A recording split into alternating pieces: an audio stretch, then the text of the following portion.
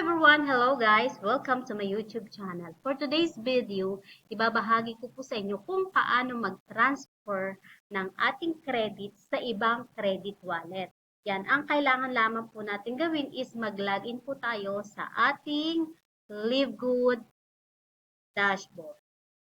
After natin mag-login, punta po tayo sa ating My Earnings. And then, ayan, makikita natin meron tayong $25. Ita-transfer natin ito sa ibang credit wallet account. I-click lamang natin itong credit wallet. Siyempre, bago tayo mag-transfer ng credit wallet, make sure merong laman ng ating credit wallet.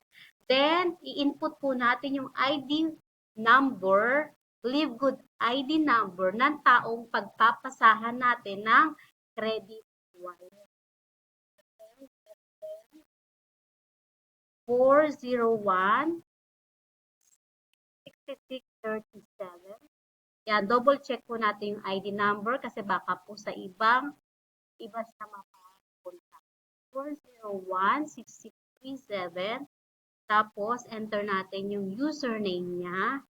Username ng taong pagpapadalhan. And then, dito, i-choose natin yung credit type. I-choose natin yung transfer credit and then i-continue lang natin siya. After natin ma-continue, ito, ilalagay natin dito yung amount. $25.00.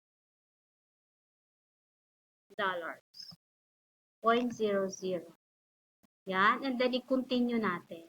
Okay?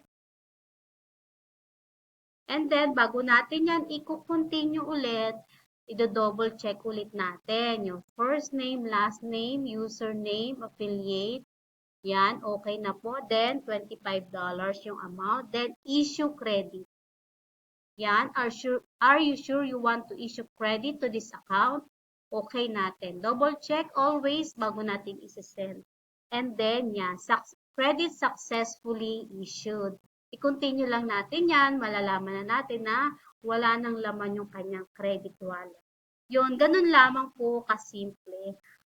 Sana po na intindihan nyo po yung aking video and don't forget to like, share, and subscribe sa aking channel kung naintindihan nyo po yung aking video. Salamat! God bless to all! We are Live Good! Live Good lang sa kalam!